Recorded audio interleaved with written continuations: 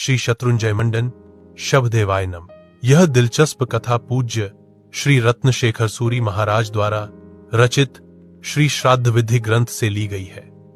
इसमें बताया गया है कि शाश्वत गिरिराज विमलाचल को श्री शत्रुंजय महातीर्थ नाम कैसे मिला।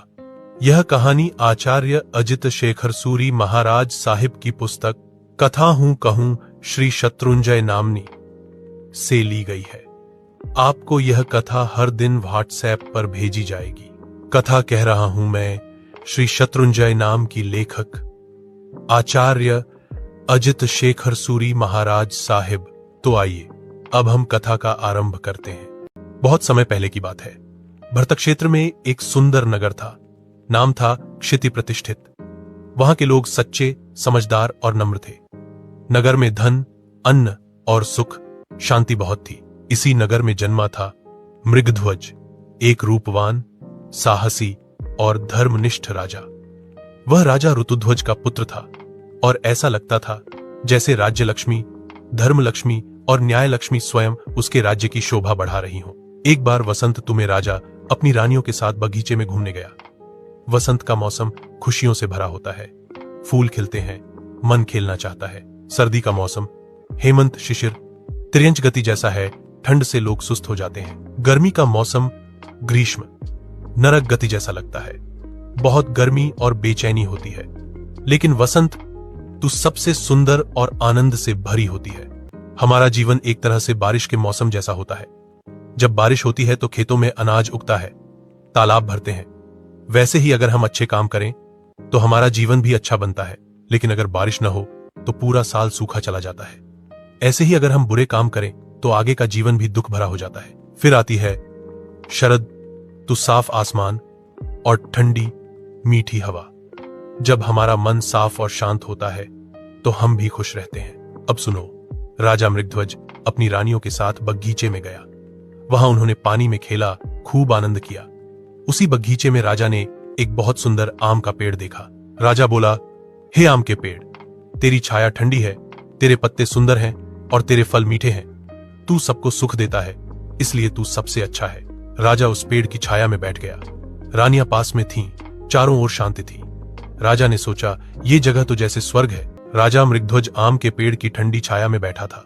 रानियां उसके पास थीं, बहुत ही सुंदर। राजा उन्हें देखकर सोचने लगा, जैसे चांद तारों से घिरा होता है, वैसे ही मैं रानियों से घिरा हूं।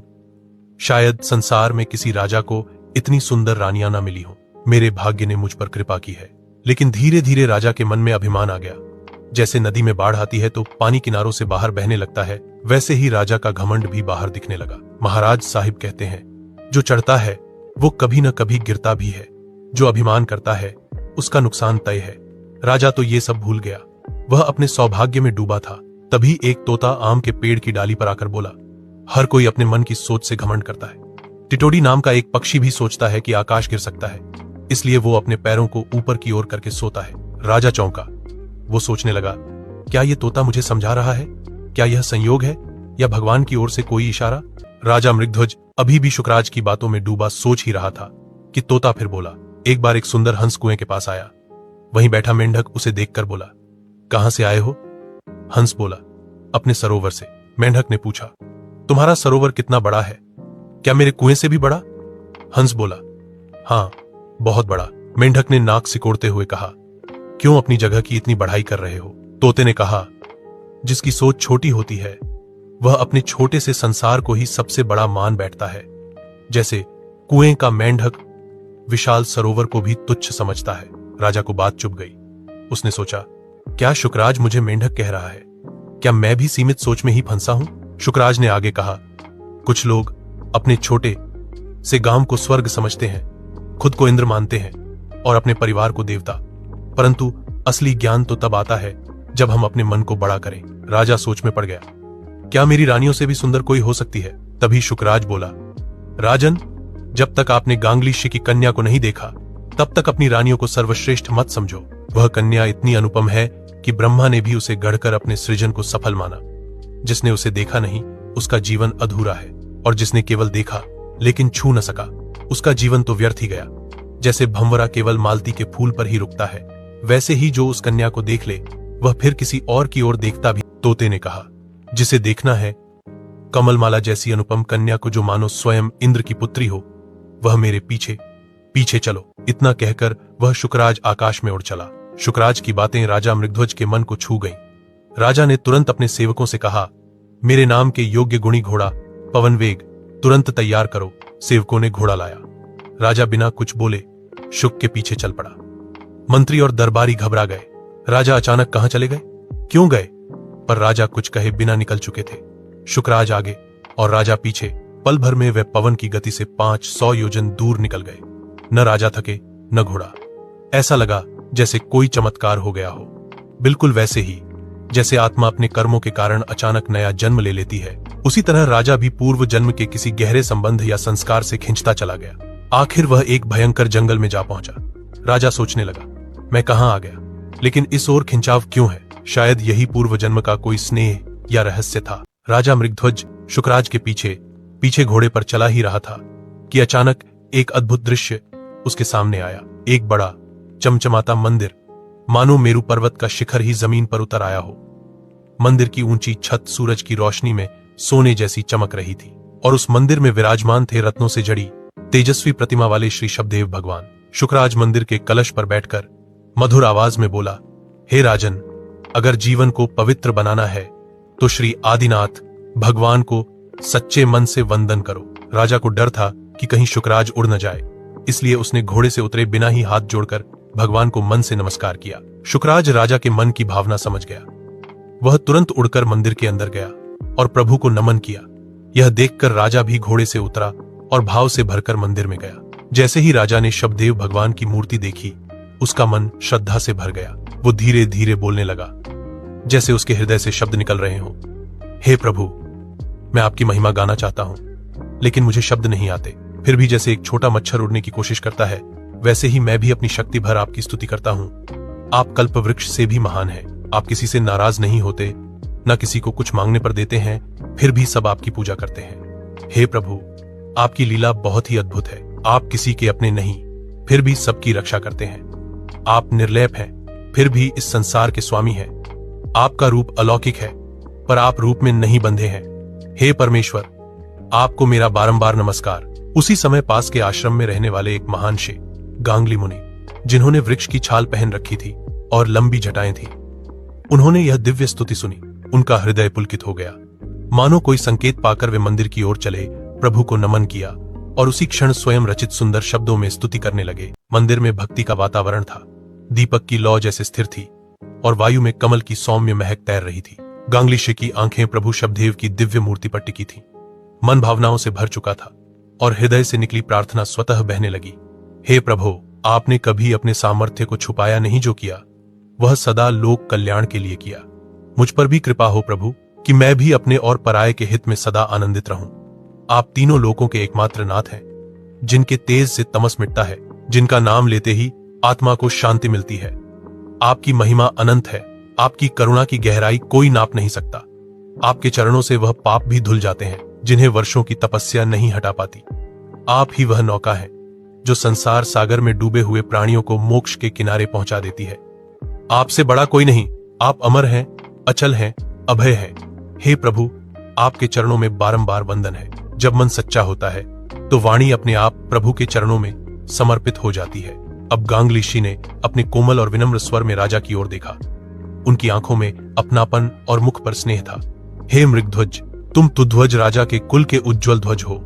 आज तुम हमारे आश्रम में आए, यह हमारे लिए सौभाग्य की घड़ी है। आओ वत्स, पधारो, ताकि हम तुम्हारा आतिथ्य कर सकें, क्योंकि ऐसे अतिथि हर दिन नहीं आते। राजा स्तब्ध रह गया। वह सोच में पड़ गया, ये ऋषि कौन है? मेरा नाम कैसे जानते हैं? इतना आदर और स्नेह क्यों दे रहे हैं? परंतु राजा विनम्र था। उसने मन ही मन कहा, शिक का बुलावा है और आर्य पुरुष किसी की विनम्रता को ठुकराते नहीं। वह झुककर बोला, हे मुनिवर, यह मेरा सौभाग्य है कि आपने मुझे बुलाया। और फिर राजा गांगली ऋषि के साथ उस आश्रम की ओर बढ़ गया, जहां आत्मा को विश्राम और भक्ति को ठिकाना मिलता है। राजा मृगध्वज शांत खड़ा था, पर मन में बहुत कुछ चल रहा था। तभी गांगली ऋषि ने राजा की ओर देखा और मुस्कुराकर बोले, राजन, आपका आगमन हमारे लिए सौभाग्य है। हमारी कन्या कमलमाला, जो तब से पली बढ़ी है, सौम्य है, सुंदर है, वह हर दृष्टि से आपके योग्य है। हमारी प्रार्थना है कि आप उसका पाणी ग्रहण करें। राजा चौंका। उसने झुककर कहा, हे मुनिवर, आपके वचन मेरे लिए आशीर्वाद जैसे हैं, पर मैं इस प्रस्ताव के योग्य हूं या नहीं, यह विचार का विषय है। ऋषि ने फिर मुस्कुराकर कहा, वत्स, योग्य अयोग्य की बात तब होती है जब किसी के मन में द्वेष हो, पर जब दोनों और स्नेह हो तो रिश्ते स्वतः बनते हैं। राजा मन ही मन सोचने लगा, यही तो वही कन्या है जिसके बारे में शुकराज ने कहा था। क्या यह वही कमलमाला है जिसके सौंदर्य का वर्णन देवों ने किया था? पर उसने अधीरता नहीं दिखाई। थोड़ा रुककर कहा, ऋषिवर, आपके स्नेह को मैं समझता हूं। यदि यह आपकी आज्ञा और कन्या की इच्छा है तो मैं इसे सहर्ष स्वीकार करता हूं। यह सुनते ही ऋषि के चेहरे पर प्रकाश फैल गया। तपस्वियों की टोली ने मंगल गीत गाए। कमलमाला को बुलाया गया। सादा वस्त्रों में लिपटी वह कन्या जैसे तप की साक्षात प्रतिमा लग रही थी। राजा ने पहली बार उसे देखा न गहने न श्रृंगार, पर उसका तेज ऐसा कि राजा की आंखें कुछ क्षणों के लिए स्थिर हो गईं। यह कन्या, यह तो साधना से निकली हुई सुगंध जैसी है। राजा ने मन ही मन कहा। विवाह संपन्न हुआ।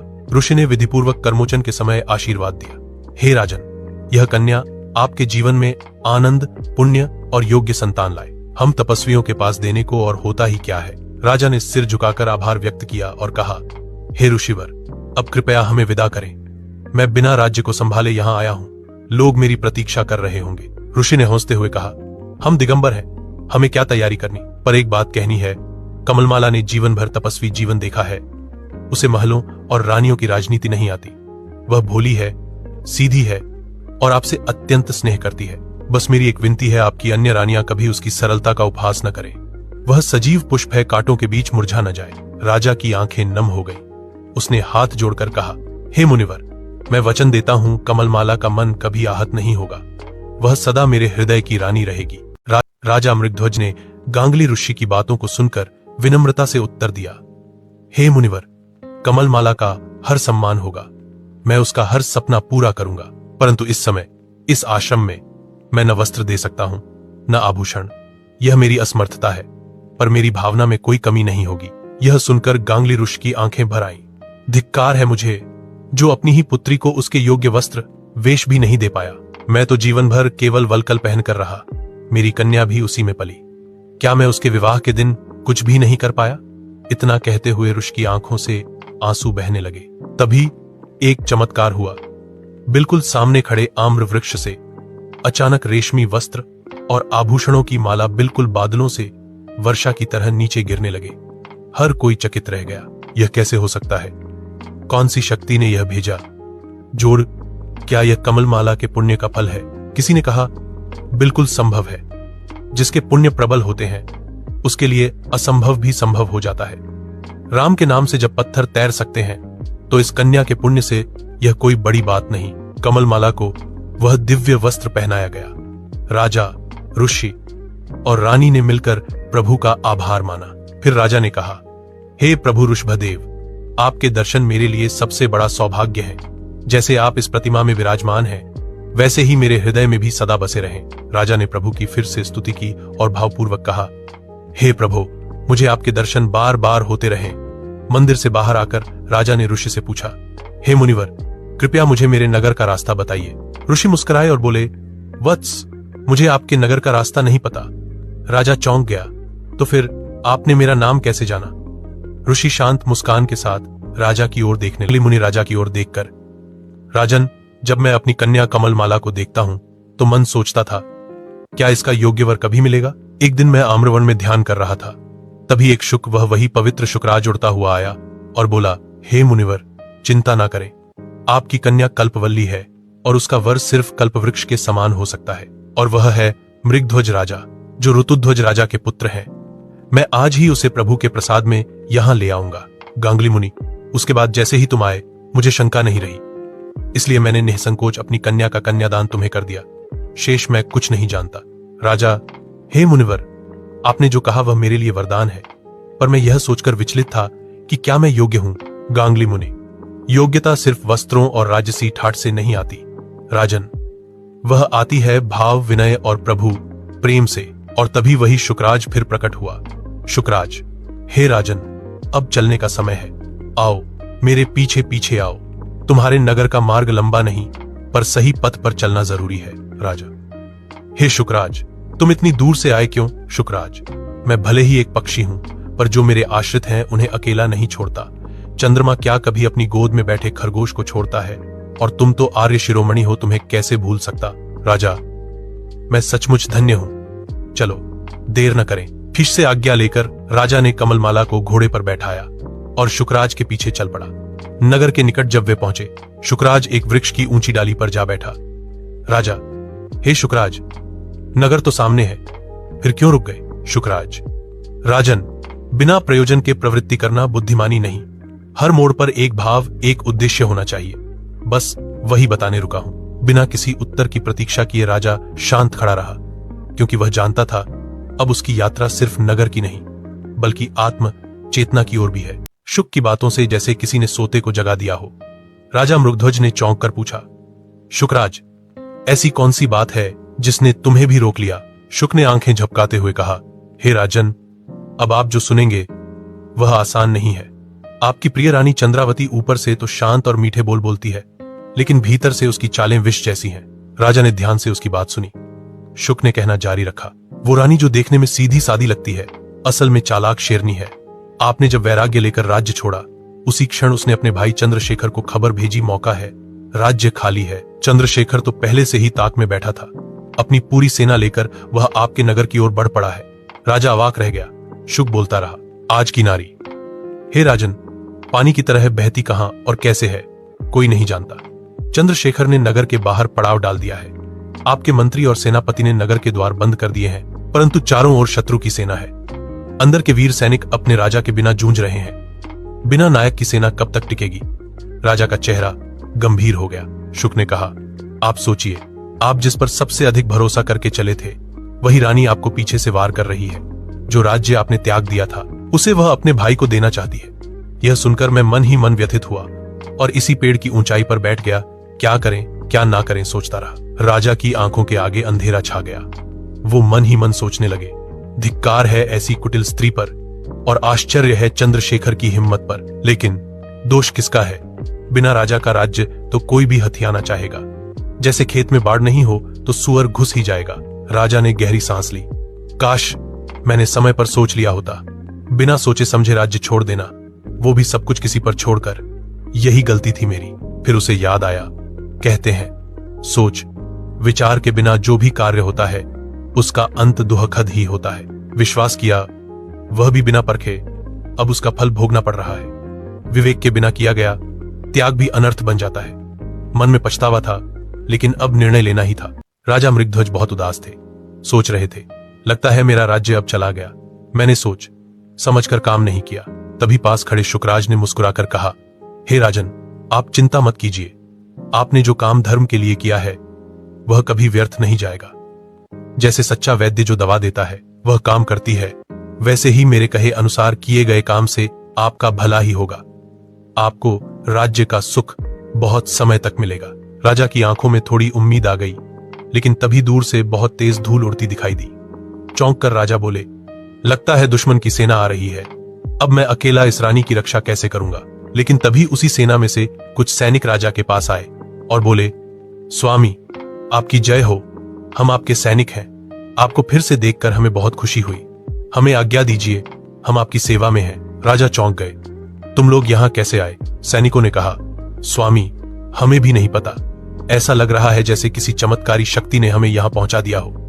ये सब आपके पुण्य का फल है। राजा बहुत खुश हुए और मन ही मन सोचने लगे, इस शुकराज ने तो बिना कुछ चाहे मेरी इतनी मदद की है, मैं इसका एहसान कभी नहीं चुका सकता। राजा मृगध्वज बहुत सोच में थे। वो बोले, शुकराज ने मेरी कितनी मदद की, मुझे रास्ता दिखाया, सेना वापस दिलाई, लेकिन उसने बदले में कुछ भी नहीं मांगा। राजा ने इधर उधर देखा और कहा, शुकराज, कहां हो तुम?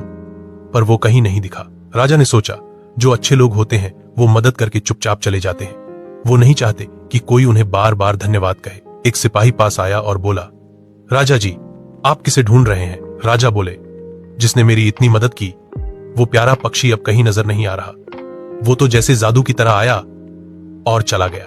दूसरे सिपाही ने कहा, राजा जी, वो कोई आम पक्षी नहीं था, वो तो शायद कोई देवदूत था। राजा ने मुस्कुराते हुए सिर हिलाया और कहा, हाँ, वो बहुत खास था। उसका मन बिल्कुल साफ था। वो सच्चा दोस्त था। राजा बहुत भावुक हो गए। फिर उन्होंने कहा, काश वो शुक्राज फिर से मिल जाए। उससे मिलने के बाद मेरे दिल में कई सवाल उठे हैं। अब वो सवाल कौन सुलझाएगा? और उस दिन राजा के मन में बहुत से सवाल थे, पर जवाब देने वाला कोई नहीं था। राजा मृगध्वज अभी भी शुक्राज के बारे में सोच ही रहे थे। तभी उनके मंत्री बोले, महाराज, जो सच में हमारा भला चाहता है वो कभी दूर नहीं जाता। वो शुक्राज जरूर फिर मिलेगा, और जब कोई ज्ञानी पुरुष रास्ते में मिलेगा तो वो आपके सभी सवालों का जवाब देगा। राजा ने सिर हिलाकर कहा, तुम ठीक कहते हो। अब चलो अपने नगर को चलें। वहां की प्रजा भी तो मेरा इंतजार कर रही होगी। तुरंत नगाड़ों की आवाज के साथ बड़ी ही शोभा से राजा मृगध्वज नगर की ओर चल पड़े। इधर चंद्रशेखर राजा, जो उनके राज्य पर कब्जा करने आया था, जब दूर से राजा मृगध्वज की विशाल सेना को आता देखा तो डर गया। उसने सोचा, अब क्या करूं? बुद्धिमानी से उसने अपने एक सैनिक को राजा मृगध्वज के पास भेजा। वह सैनिक झुककर बोला, हे राजन, मेरे स्वामी चंद्रशेखर ने मुझे आपके पास भेजा है। वे कहते हैं, राजा मृगध्वज, आप तो धोखे से राज्य छोड़कर चले गए थे। जब मुझे पता चला तो मैं सिर्फ आपके नगर की रक्षा करने आया था, लेकिन आपके सैनिकों ने मुझे शत्रु समझ लिया और मुझ पर हमला कर दिया। वह आगे बोला, स्वामी का काम करना ही सच्ची सेवा है। चाहे पुत्र हो, शिष्य हो, सेवक हो या पत्नी, जो अपने प्रिय का कार्य पूरे मन से करता है वही सच्चा त्यागी है। राजा मृगध्वज सोच में पड़ गए। ये चंद्रशेखर की बातें सच हैं या छल? लेकिन उनके स्वभाव में नम्रता थी। उन्होंने चंद्रशेखर की बात मान ली और उसका स्वागत किया। फिर राजा मृगध्वज रानी कमलमाला के साथ नगर में प्रवेश कर गए। जैसे विष्णु के साथ लक्ष्मी शोभा देती है, वैसे ही राजा के साथ रानी कमलमाला सुंदर लग रही थी। राजा ने सबके सामने घोषणा की, मेरी रानी कमलमाला अब मेरी पटरानी बनेगी। सभी लोगों ने तालियां बजाईं और नगर में चारों ओर खुशियां फैल गईं। ध्यान से सुनो, राजा मृगध्वज ने एक दिन शियों से पुत्र प्राप्ति का मंत्र पाया। उन्होंने बड़ी श्रद्धा से, पूरे मन से उस मंत्र का जप किया, और जैसे किसी तपस्या का फल मिलता है, वैसे ही राजा की हर रानी को एक एक पुत्र की प्राप्ति हुई। पर रुकिए, चंद्रावती रानी को पुत्र नहीं हुआ। अब आप सोचेंगे क्यों? क्योंकि उसी चंद्रावती रानी ने पहले अपने भाई चंद्रशेखर को बुलाकर राजा का राज्य छीनने की योजना बनाई थी। पति के साथ द्रोह करने का पाप, और उस पाप का फल अब सामने था। लेकिन उसी रात कमलमाला रानी ने एक अद्भुत सपना देखा। सुबह होते ही उसने राजा से कहा, स्वामी, आज रात मैंने स्वप्न में श्री ऋषभदेव प्रभु को देखा। प्रभु ने मुझे देखकर मुस्कुराया और कहा, हे भद्रे, इस शुक को स्वीकार करो और आगे मैं तुझे एक हंस भी दूंगा। फिर उन्होंने मेरे हाथ में एक सुंदर शुक दे दिया। कितना सुंदर, मानो स्वर्ण से बना हो। और तभी मेरी नींद खुल गई।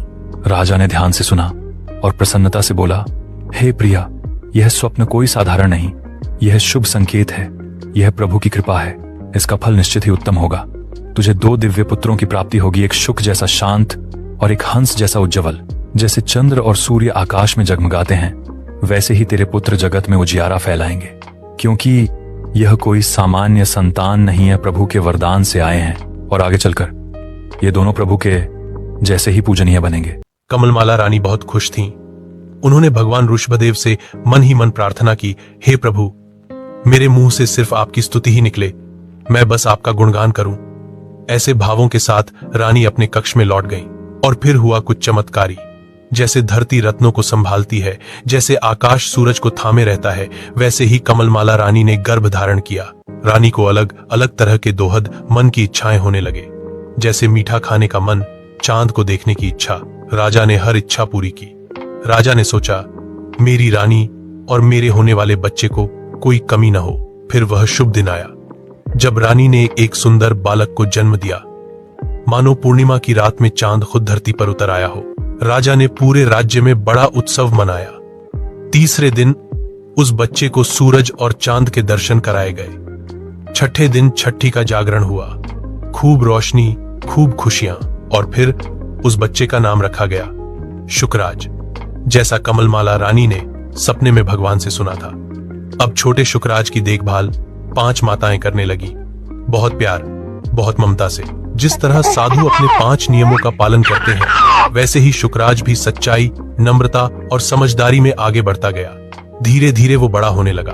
अन्नप्राशन हुआ, जब पहली बार अन्न खिलाया गया, पहली बार चलना, पहली बार कपड़े पहनना, जन्मदिन का उत्सव, सब कुछ बहुत प्यार से मनाया गया। 5 साल का होते होते शुक्राज तो जैसे किसी देवता का बेटा लगने लगा। उसका चेहरा चमकता था, उसकी बातें मीठी होती थीं, और समझ तो जैसे किसी बूढ़े ज्ञानी की तरह। राजा सोचता, मेरे बेटे में तो सारा गुणों का खजाना है, ये जरूर भगवान की विशेष कृपा है। तो बच्चों, एक दिन की बात है। वसंत का मौसम था, फूलों की खुशबू से पूरा बाग महक रहा था। राजा मृगध्वज, रानी कमलमाला और उनका बेटा शुक्राज तीनों बाग में घूमने आए थे। राजा ने एक पेड़ की ओर देखा, थोड़ी देर ठहर कर बोले, प्रिय कमलमाला, देखो, ये वही आम का पेड़ है ना, जहां बैठकर मैंने पहली बार उस शुक से तुम्हारी प्रशंसा सुनी थी, याद है? उसी दिन मैं दौड़ पड़ा था आश्रम की ओर, और वहां तुमसे विवाह हुआ था। क्या दिन थे वो। रानी मुस्कुराई, और तब तक सब ठीक ही लग रहा था, पर तभी धप, छोटा शुक्राज जो पिता की गोद में बैठा सब सुन रहा था, अचानक जमीन पर गिर पड़ा। शुक्राज बेटा, ये क्या हुआ? राजा घबरा गए। रानी चीख उठी, कोई वैद्य को बुलाओ, जल्दी। चारों ओर अफरा तफरी मच गई। कोई पंखा कर रहा था, कोई ठंडा पानी ला रहा था, किसी ने केले के पत्ते रख दिए, और काफी देर बाद शुक्राज की आंखें धीरे धीरे खुली। शुक्र है भगवान का, राजा ने कहा। पर एक नई परेशानी सामने आई। टॉक राजकुमार की आंखें तो खुली थीं, लेकिन वह कुछ बोल ही नहीं रहा था। बेटा बोलो ना, रानी ने झुककर कहा। पर शुक्राज बस चुप, शांत, मौन। राजा ने एक सेवक से कहा, कहीं किसी ने कुछ जादू टोना तो नहीं कर दिया? लोग बोले, हो सकता है कोई मंत्र प्रयोग हुआ हो, या कोई रहस्य हो इस बालक की चुप्पी के पीछे। और इसी तरह 6 महीने बीत गए। शुक्राज की जुबान जैसे पत्थर हो गई थी। राजा ने हर इलाज करवाया, पर कोई फायदा नहीं हुआ। अब सवाल ये था, राजकुमार के मन में आखिर ऐसा क्या था जो किसी को समझ नहीं आ रहा था।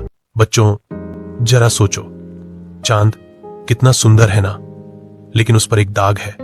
सूरज तेज है, लेकिन उसकी चमक आंखें चुरा लेती है। आकाश विशाल है, पर है तो खाली ही। हवा को देखो, हर समय भागती रहती है, कभी ठहरती ही नहीं। और समुद्र, उसके पास पानी तो है, पर स्वाद बस खारा ही खारा। कपूर को देखो, कितना प्यारा लगता है, पर पल में उड़ जाता है। कस्तूरी की खुशबू दुनिया लुभा लेती है, पर उसका रंग काला। और क्या कहें, सज्जन लोग अक्सर निर्धन ही रहते हैं, और धनवान मूर्ख भी हो सकते हैं। राजा मृगध्वज सोचते हैं, कभी कभी तो लगता है जैसे इस दुनिया में सुंदर चीजों को भगवान खुद ही कोई ना कोई कमी दे देता है। जैसे हमारे शुक्राज, इतना सुंदर, इतना गुणी, लेकिन बोल नहीं सकता। एक दिन राजा, रानी कमलमाला और शुक्राज को साथ लेकर फिर उसी बाग में पहुंचे, वही बाग जहां पहली बार रानी मिली थी।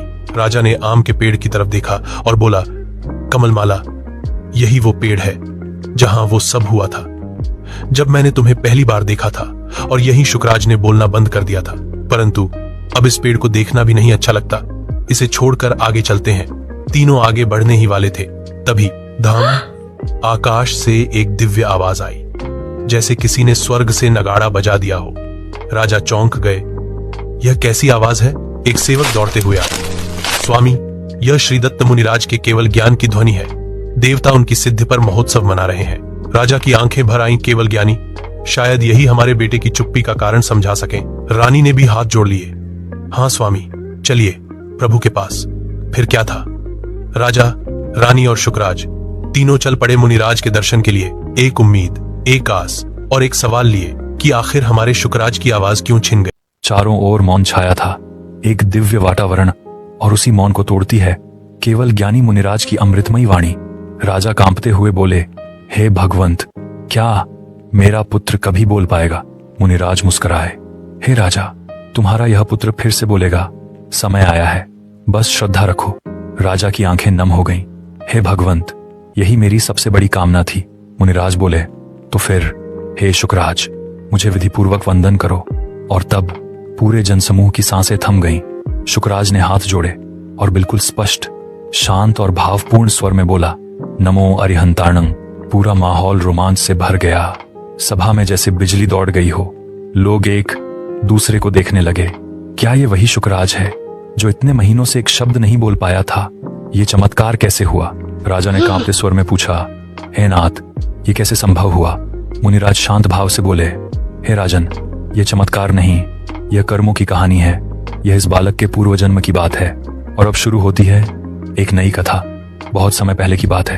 एक देश था मलय देश। उसमें था एक सुंदर नगर भद्दिलपुर और वहां शासन करता था एक शक्तिशाली, दानी और वीर राजा जितारी। राजा जितारी शूरवीर भी था और उदार भी। दुष्टों को दंड देता और याचकों को हीरे मोती तक दे देता था। एक दिन वह अपनी सभा में बैठा था, तभी एक सेवक आया और बोला, महाराज, बाहर विजयदेव नामक राजा का एक दूत आया है, दर्शन की इच्छा है।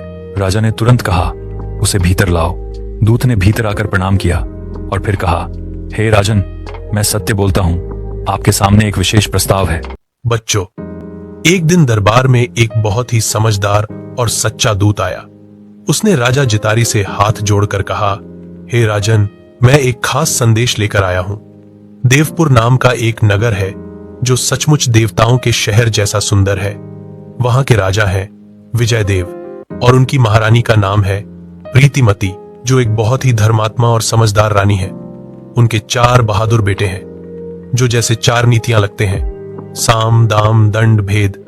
और फिर एक प्यारी सी बेटी जन्मी जिसका नाम रखा गया हंसी, बिल्कुल हंसी की तरह प्यारी। वह इतनी प्यारी थी कि पूरे राजमहल में सबसे ज्यादा लाडली बन गई। कुछ साल बाद एक और राजकुमारी का जन्म हुआ, सारसी। वह इतनी सुंदर थी कि लोग उसे देखकर कहते, अरे ये तो जैसे आकाश और पृथ्वी के बीच की सबसे सुंदर चीज है। दोनों बहनों का आपसी प्यार इतना गहरा था कि वे एक पल भी एक दूसरे से दूर नहीं रह पाती थीं। समय बीता, हंसी और सारसी बड़ी होती गई, लेकिन एक डर उनके मन में बैठ गया, अगर हमारी शादी अलग अलग जगह हो गई तो हम तो बिछड़ जाएंगे। इसलिए दोनों ने एक वचन लिया, हम दोनों एक ही वर को पति बनाएंगे जिससे हमें कभी अलग ना होना पड़े। अब बताओ बच्चों, क्या आपने कभी ऐसा सुना है? फिर क्या था? राजा विजयदेव ने एक भव्य स्वयंवर मंडप बनवाया जहां देश विदेश के राजाओं और राजकुमारों को बुलाया गया ताकि हंसी और सारसी अपनी पसंद के दूल्हे को चुन सकें। मंच सजा, सोने चांदी के ढेर लगे और कई राज्यों को न्योते भेजे गए। मलय देश के राजा को भी दूत ने राजा जितारी से कहा, हे स्वामी, हमारे राजा ने आपको भी आमंत्रित किया है, कृपया पधार कर इस स्वयंवर की शोभा बढ़ाइए। एक दिन जब राजा जितारी के पास एक खास स्वयंवर का न्योता आया, राजा सोच में पड़ गए। अगर गया और उन्होंने मुझे नहीं चुना तो, और अगर नहीं गया और उन्होंने मुझे ही चुन लिया होता तो? फिर खुद से बोले, नहीं, ये मौका नहीं छोड़ना चाहिए। चलो देखते हैं किस्मत क्या करती है। तो राजा ने अपनी यात्रा शुरू की। रास्ते में अच्छे अच्छे संकेत भी मिले, जैसे पक्षियों की मीठी आवाजें। राजा और भी उत्साहित हो गए। अब देखो, देवपुर नगर तो जैसे ताजमहल बन गया था। हर राज्य से राजा राजकुमार सज धज कर पहुंचे थे। मंच पर बैठे सबके चेहरे चमक रहे थे। और तभी धूमधाम से आई वो 2 बहनें, हंसी और सारसी। लोग बोले, वाह, जैसे स्वर्ग की परियां उतर आई हों। दोनों के हाथ में थी वरमाला जिससे उन्हें अपना पति चुनना था। उनकी सहेलियां उन्हें एक एक राजा के पास ले जाती और बोलती, ये है राजा वीर बहादुर, 100 लड़ाइयां जीत चुके हैं। और ये है राजा धनबीर, जिनके खजाने में हीरे मोती भरे हैं। लेकिन हंसी और सारसी मुस्कुराती और आगे बढ़ जाती, किसी पर भी उनका मन नहीं रुकता।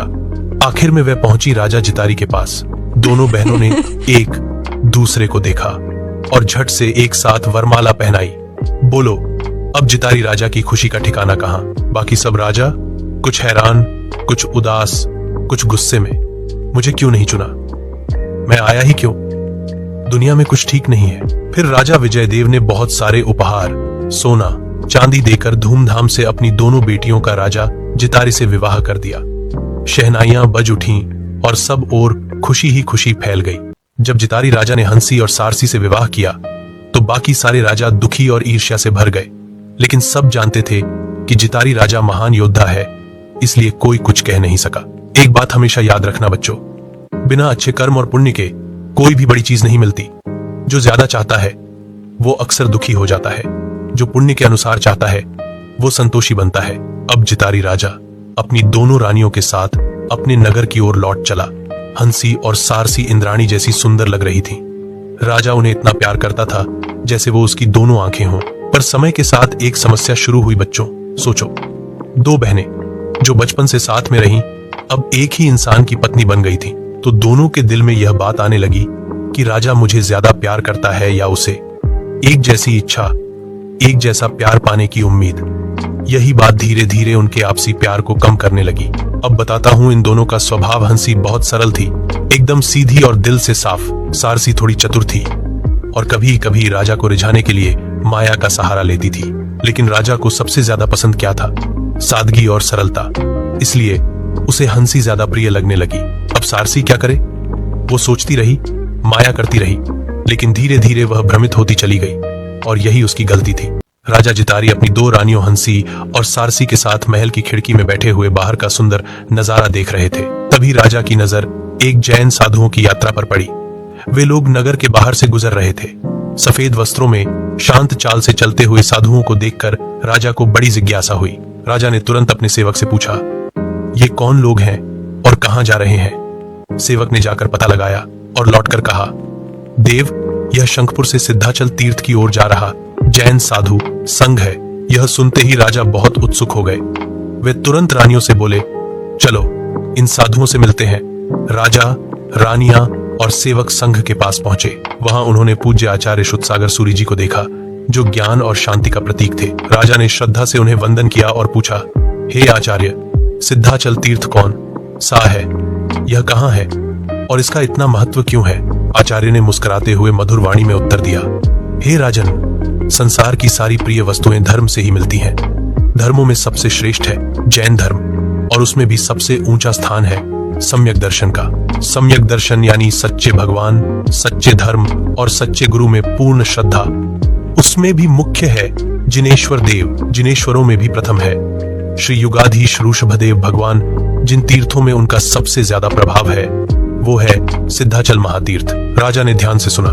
आचार्य ने आगे बताया, इस महान तीर्थ के कुल 21 नाम हैं, जो अलग अलग युगों, देवों और ऋषियों ने दिए हैं, जैसे 1 सिद्ध क्षेत्र, 2 तीर्थराज, 3 मरुदेव, 4 भगीरथ, 5 विमलाचल, 6 बाहुबली, 7 सहस्रकमल, 8 तालध्वज, नाथ कदम्ब, 10 शतपत्र, 11 नगाधिराज, 12 अष्टोत्तर शतकूट, 13 सहस्रपत्र, 14 ढंक, 15 लौहित्य, 16 कपर्दी निवास, 17 सिद्धशेखर, 18 पुंडरीक, 19 मुक्ति निलय, 20 सिद्धि पर्वत, 21 शत्रुंजय।